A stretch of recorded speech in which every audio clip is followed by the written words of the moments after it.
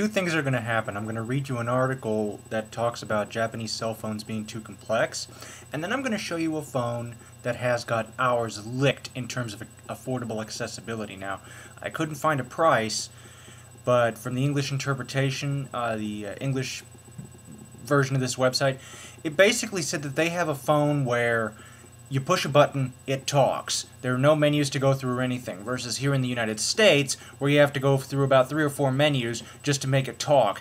And from the looks of it, unless I'm interpreting something incorrectly, it sounds like everything talks. But I'll get to that in a moment. For now, though, I'm going to read this article, and I will have this posted in the description.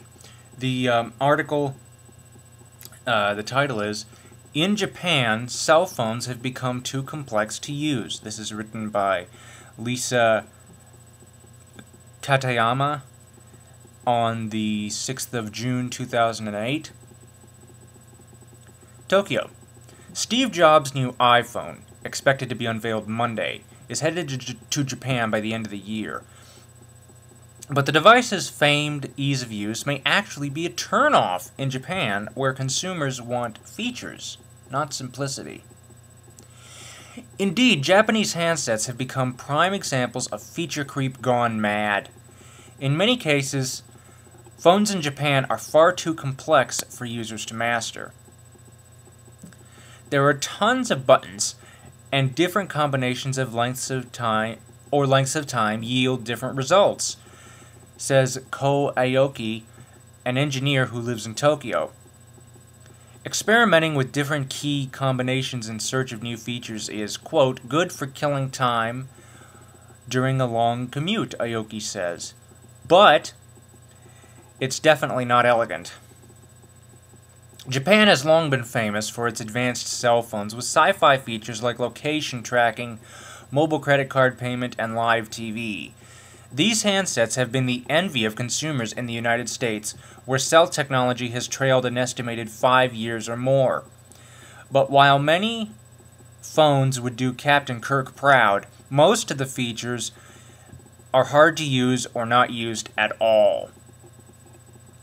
Some people care about quality, but first and foremost it's about features, says Nobi Hayashi, a journalist and author of Steve Jobs, the greatest creative director, He estimates that an average person uses only 5 to 10% of the functions available on their handsets.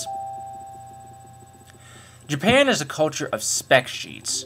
When consumers go into electronics stores to buy a cell phone, they frequently line up the specifications side by side to compare them before deciding which one to buy. Hayashi owns a Panasonic P905i, a fancy culture... Excuse me for one moment.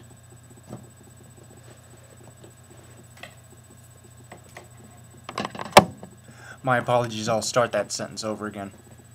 Hayashi owns a Panasonic P905i, a fancy cell phone that doubles as a miniature but crisp 3-inch TV. In addition to 3G and GPS, the device has a 5.1 megapixel camera and motion sensors that enable Wii-style games to be played sitting on the train.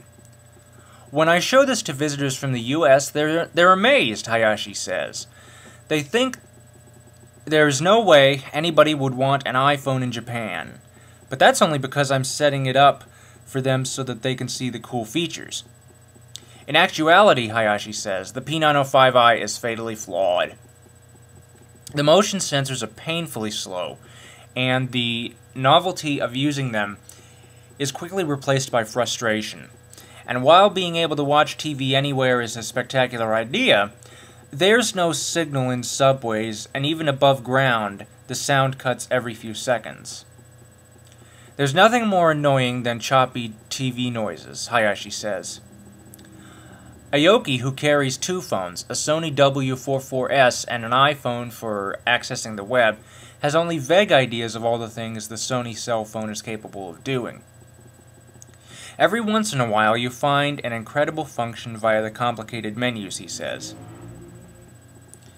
The manufacturers who realize the absurdity of piling on features that don't work well are caught in a vicious cycle of materialistic consumers who always want the newest high-tech handsets and carriers that have complete control over what products and services are provided to their consumers.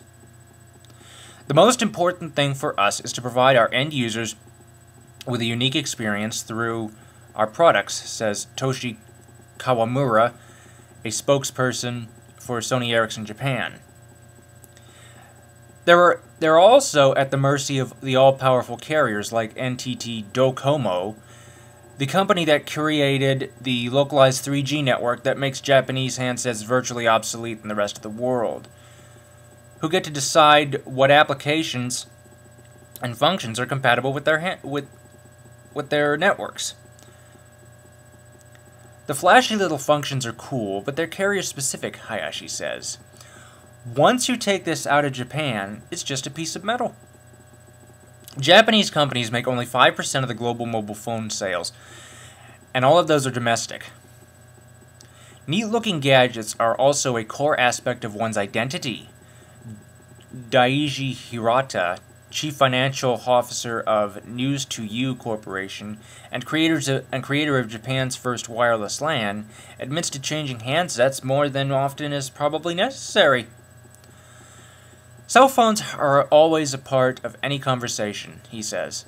People are always using them and holding them, even in the middle of a meal, so they might not think you're hip if you're carrying an old one. However, it's unclear whether the Japanese consumers will ditch their complicated cell phones for Apple's easy-to-use iPhone, which will be sold in Japan by SoftBank at the end of this year. A survey conducted in Japan by Japan Railways showed that more than half of those polled were interested in buying an iPhone, but that less than 1/5 really know what the iPhone was. It doesn't have 3G, the camera is only 2 megapixels, and it lacks the fun little features like mobile wallet functions and an LED flashlight, Hayashi says. It may sell modestly as a smartphone or as an upgraded iPod, but it's not quite cutting as its competitor in our mobile-based culture. Now again, I'm going to be giving the article, the link to the article in my description. Now let's take a look at that one phone I was talking about. Just give me a moment to pull it up. Let's see. This is it. Okay. This is by a company called KDDI. They're basically one of the biggest cell phone providers in Japan. And you have things like, let's see, what do we have here? Security navigation, which would come in handy. Search service, so that in case something happens. Address book backup.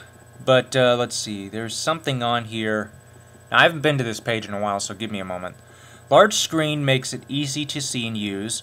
Our newest Simple Phone also supports read aloud and sure talk functions. Now, when I took a look at the specs, let's see, where are you? Here we go. Right on the side, above where the headset port is, or probably below, I think it's below because it's on the right, it says here, read aloud key. The read aloud function uses voice to read you the caller's name, emails, inputted text, and more. It also offers voice guidance for functions and phone operation. Now, we have that here in the US, except that we have to go through a collection of menus in order to get that done, at least as far as I know. At least with the Voyager and with most Verizon phones, you have to go through the menus or use your voice. Now, using your voice obviously can cut into your privacy if you're in a public place. So, you know, just having it there as a single button press at all times, without having to go through menus at all, and having the option of not even using your voice to get this information, you know, that's nice. And I think that as far as doing it on a mainstream cell phone, they've got us licked in that department. So I can see them as good and bad. Feature creep I agree with, but we need a phone like that here in the States, and if we already have one, please direct me to it. I would love to be made aware of it. Thank you for watching. All comments are welcome. And have a nice day. And again, I will give you the links to both the Simple Phone and the article in the description.